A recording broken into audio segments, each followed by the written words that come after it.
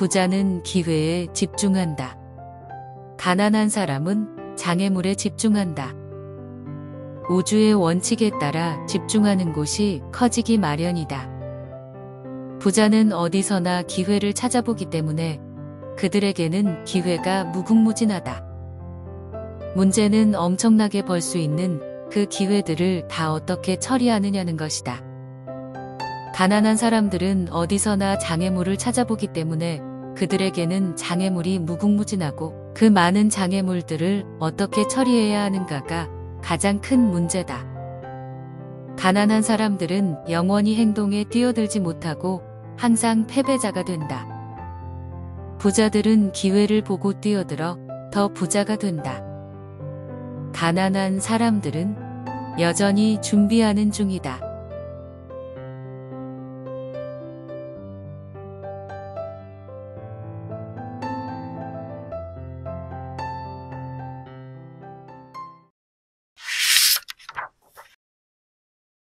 행동하는 것이 행동하지 않는 것보다 낫다. 부자들은 기회를 본다. 가난한 사람들은 문제거리를 본다. 부자는 앞으로 다가올 성장을 본다. 가난한 사람들은 앞으로 다가올 손실을 본다. 부자들은 보상에 집중한다. 가난한 사람들은 위험에 집중한다. 우리가 익히 잘 아는 컵이 반이 찼는가 반이 비었는가의 문제다. 긍정적인 생각을 얘기하는 게 아니라 세상을 바라보는 당신의 습관적인 견해를 말하는 것이다. 가난한 사람들은 두려움을 바탕으로 선택한다. 이 상황에서 무엇이 잘못될까, 무엇이 잘못될 수 있을까를 계속 생각한다. 잘못되면 어쩌지? 잘 안 될 거야. 이런 것이 그들의 주된 마인드다. 중산층 사람들은 조금 더 낙관적이다. 잘 됐으면 좋겠다. 라는 마인드를 갖고 있다. 부자들은 자기 삶의 결과에 책임을 지고 내가 잘 되게 만들 거니까 아마 다 잘 될 거야. 라는 마인드로 행동한다. 부자들은 성공을 기대한다. 자신의 능력을 확신하고 독창성을 믿는다. 문제가 생기면 성공할 방법을 찾을 수 있다고 생각한다. 일반적으로 보상이 클수록 위험도 크다. 부자들은 끊임없이 기회를 바라보기 때문에 기꺼이 위험을 감수한다. 상황이 최악으로 치닫더라도 언제나 자기가 들인 돈을 되찾을 수 있다고 믿는다. 반면에 가난한 사람들은 실패를 기대한다. 자신과 자신의 능력에 확신이 없다. 일이 잘 되지 않으면 파멸이라고 여긴다. 끊임없이 문제거리를 보기 때문에 위험을 감수하는 게 마땅치 않다. 위험을 기꺼이 감수한다는 것은 실패를 순순히 받아들인다는 말이 아니다. 부자들은 근거 있는 위험에 뛰어든다. 치밀하게 조사하고 부지런히 움직이고 확실한 정보와 사실을 기반으로 결정한다. 부자들이 뭐든지 다 알고 있을까? 미리 다 알고 덤비는 걸까? 아니다. 최대한 짧은 시간 내에 할 수 있는 일을 하고 그 다음에 들어오는 정보를 토대로 공격의 수위와 수준을 결정한다. 가난한 사람들도 기회가 오면 잡을 준비가 돼 있다고 주장한다. 하지만 그들이 하는 일이라고는 핑계대며 시간 벌기가 고작이다. 덤벼들기가 무서워서 우물쭈물 망설인다. 몇 주일, 몇 달, 심지어 몇 년까지 미뤄두다가 대개는 기회를 잃어버린다. 기회를 놓치고 나서 그 상황을 합리화한다. 준비하는 중이었어. 라는 식으로 말이다. 하지만 당신이 준비하고 있는 동안 부자들은 뛰어들어갔다 빠져나와 또 한 몫의 재산을 챙긴다. 내 말이 모순되게 들리는가?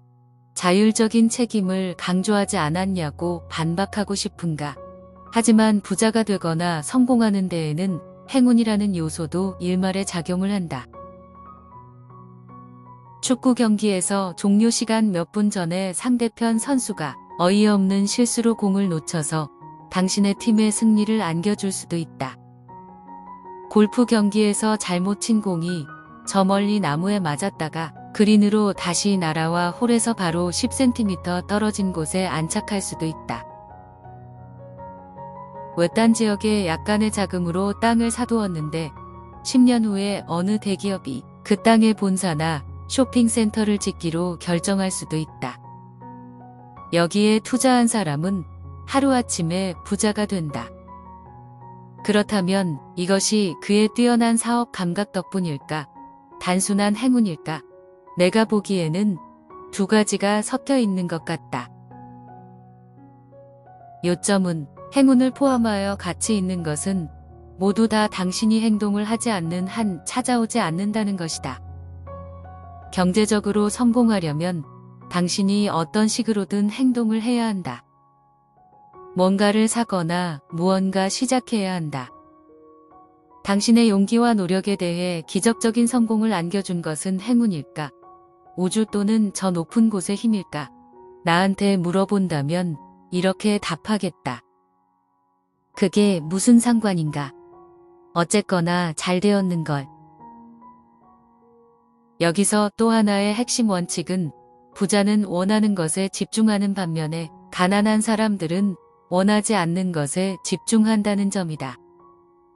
우주의 원칙에 따라 집중하는 곳이 커지기 마련이다. 부자는 어디서나 기회를 찾아보기 때문에 그들에게는 기회가 무궁무진하다. 문제는 엄청나게 벌 수 있는 그 기회들을 다 어떻게 처리하느냐는 것이다.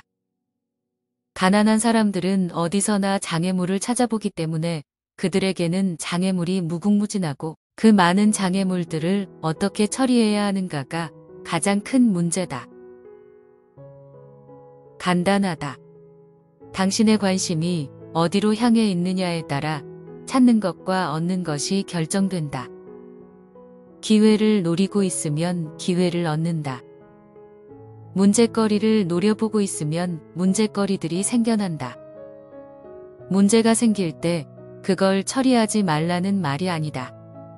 문제가 생기면 당연히 해결해야 한다. 현 시점에서 해결책을 찾아라. 하지만 목표를 바라보는 시선은 고정시켜라. 관역을 향해 계속 움직여라. 원하는 것을 이루기 위해 시간과 에너지를 써라. 장애물이 생기면 문제를 해결하고 그 다음에 얼른 자신의 비전을 다시 쳐다보라. 문제를 해결하려고 동분서주하는 인생을 만들지 말라. 불 끄는데 시간을 다 허비하지 말라. 그런 사람들은 후퇴한다.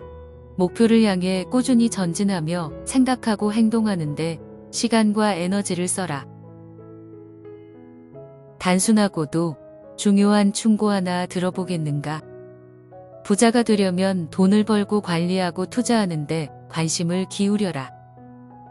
가난해지려면 돈을 쓰는데 관심을 쏟아라. 1000권의 책을 읽고 성공 강의를 100번 들었더라도 사실은 이 말이 요점이다. 명심하라. 당신의 시선이 가 있는 곳이 커지게 되어 있다. 더욱이 부자들은 필요한 정보를 미리 다 알 수 없다는 걸 인정한다. 우리는 훈련 프로그램을 통해 사람들이 내면의 힘을 길러 성공할 수 있도록 교육하고 있는데 여기서 가르치는 원칙 하나가 준비, 발사, 조준이다. 이게 무슨 말인가? 준비하고 조준한 다음에 발사하는 게 정석 아닌가? 우리의 생각은 다르다. 최대한 짧은 시간 내에 최선의 준비를 하고 행동을 취하고 그 후에 수정 작업을 거치며 길을 계속 가면 된다. 미래에 일어날 일을 다 알 수 있다고 말하는 사람은 정상이 아니다. 언젠가 일어날 수도 있고 일어나지 않을 수도 있는 상황을 모조리 준비해 놓으면 절대 잘못되는 일이 없을 거라고 믿는 사람은 심각한 망상에 빠져 있는 것이다.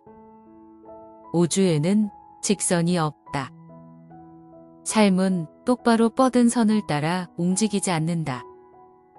굽이굽이 흐르는 강물의 움직임과 더 흡사하다.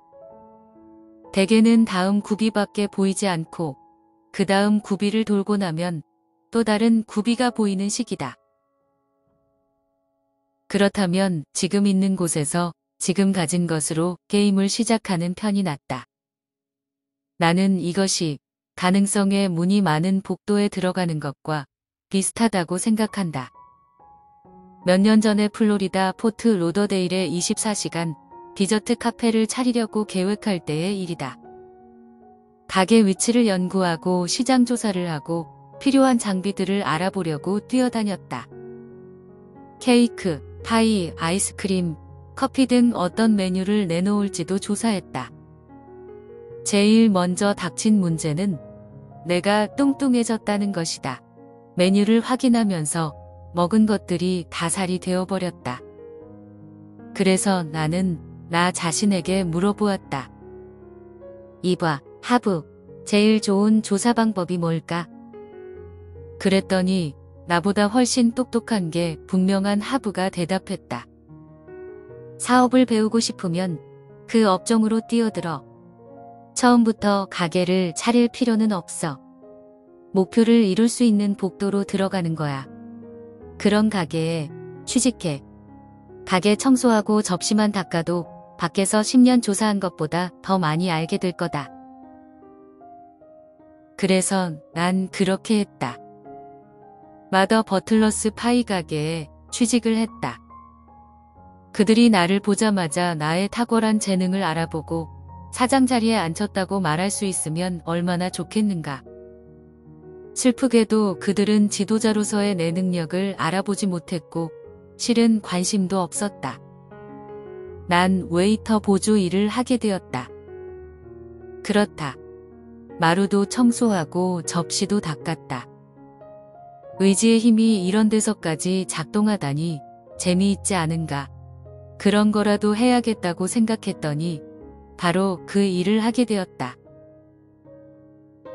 그 일을 하면서 자존심 상하는 걸 꼭꼭 참아야 했을 거라고 생각할지 모르지만 나는 상황을 그런 식으로 보지 않았다. 파이 사업을 배우겠다는 사명을 안고 시작한 일이었다. 다른 사람이 돈 주고 구입한 티켓으로 배울 기회를 얻었고 덤으로 쌈짓돈도 챙길 수 있으니 감사할 따름이었다. 웨이터 보조로 일하는 동안 매니저 옆에서 총수익과 수익에 관한 문제들을 같이 고민하며 많은 시간을 보냈다. 공급업체 이름을 알아내려고 물품 상자들을 확인해보고 장비와 재료와 발생 가능한 문제들을 배우려고 새벽 4시에 제빵사에 심부름을 했다. 일주일이 지났을 때 아마 내가 꽤 일을 잘했던 모양이다. 매니저가 부르더니 파이도 한 조각 주면서 승진을 시켜주겠다고 한 것이다. 계산대에 앉을 수 있는 영광의 자리로 말이다. 난 정확히 1초에 10억분의 1 동안 그 제의를 생각했다. 그리고 대답했다. 감사합니다만 사양하겠습니다. 첫째, 계산대에 붙박혀 있어서는 절대 많은 걸 배울 수 없다. 둘째, 나는 이미 배우고자 했던 것을 배웠다. 나의 목표를 완수했다. 이래서 내가 복도라고 표현한 것이다. 당신이 원하는 분야, 직종으로 일단 들어가라는 뜻이다. 그 일을 배우는 데에는 이 방법이 단연 최고다. 안에서 직접 살펴볼 수 있기 때문이다. 둘째, 필요한 인맥을 만들 수 있다. 이건 역시 밖에서는 아무리 발버둥쳐도 만들 수 없다. 셋째, 복도에 들어서고 나면 여기저기서 기회의 문이 열린다. 실제로 돌아가는 상황을 살펴보다가 전에 깨닫지 못했던 틈새 시장을 찾을 수도 있다. 넷째, 그 분야가 자신에게 맞지 않는다는 걸 깨달을 수도 있다. 다행히 너무 깊이 빠지기 전에 말이다. 위의 내용 중에서 나에게는 어떤 일이 일어났을까? 첫째, 마더 버틀러스 파이 가게를 그만두었을 때쯤 나는 파이 냄새를 맡는 건 물론이고 보는 것도 참을 수 없었다. 둘째, 내가 그만둔 다음 날 제빵사가 그만두었는데 나한테 전화를 걸어 아주 화끈하고 새로운 운동기구를 발견했다면서 보여주겠다고 했다. 그 새로운 운동기구란 아메리칸 지골로라는 영화에서 리처드 기어가 거꾸로 매달려 있던 그런 기구다. 그걸 보고 나서 여기저기 알아본 결과 꽤 괜찮은 아이템이라는 생각이 들었고 제빵사의 생각은 달랐기 때문에 나 혼자 일해보기로 마음먹었다. 나는 그 운동기구를 스포츠용품점과 백화점에 팔러 다니기 시작했다. 그러던 와중에 어느 소매점이나 똑같은 점이 있다는 걸 알아차렸다. 장비가 초라하다는 것이었다. 내 머릿속에 미친 듯이 벨이 울렸다. 기회야. 절호의 기회야. 기회가 왔어. 세상 일이라는 게 참 재미있다. 그때 운동기구를 처음 팔아봤는데 그 일로 결국 스포츠용품 소매점 1호를 열게 되었고 내 인생의 첫 번째 $1,000,000를 벌어들였으니 말이다. 파이 가게에서 웨이터 보조로 일한 것이 이 모든 일의 시작이었다. 여기에 교훈이 있다. 복도로 들어가라. 당신에게 어떤 문이 열릴지 모른다. 나의 좌우명은 행동하는 것이 행동하지 않는 것보다 낫다, 이다. 부자들은 일단 게임을 시작하고 그때그때 현명한 결정을 내리며 수정을 가한다. 돛을 조정하며 항해해 나갈 수 있다고 믿는다. 가난한 사람들은 자신과 자신의 능력을 믿지 않는다. 그래서 미리 모든 것을 알아야 한다고 생각한다. 이것이 불가능하다는 건 생각지 못한다. 미리 다 알기 전에는 아무것도 시작하지 않는다. 결국 준비, 발사, 조준의 긍정적인 태도를 지닌 부자들이 행동을 시작하고 대개 그들이 승리한다. 문제점들을 다 확인하고 대처 방안을 정확히 알기 전에는 아무것도 하지 않겠다 라고 생각하는 가난한 사람들은 영원히 행동에 뛰어들지 못하고 항상 패배자가 된다. 부자들은 기회를 보고 뛰어들어 더 부자가 된다. 가난한 사람들은 여전히 준비하는 중이다. 가슴에 손을 얹고 선언하자. 장애물보다 기회에 집중하겠다. 준비하고 발사하고 조준하겠다. 머리에 손을 대고 선언하자. 나는 백만장자 마인드를 가졌다.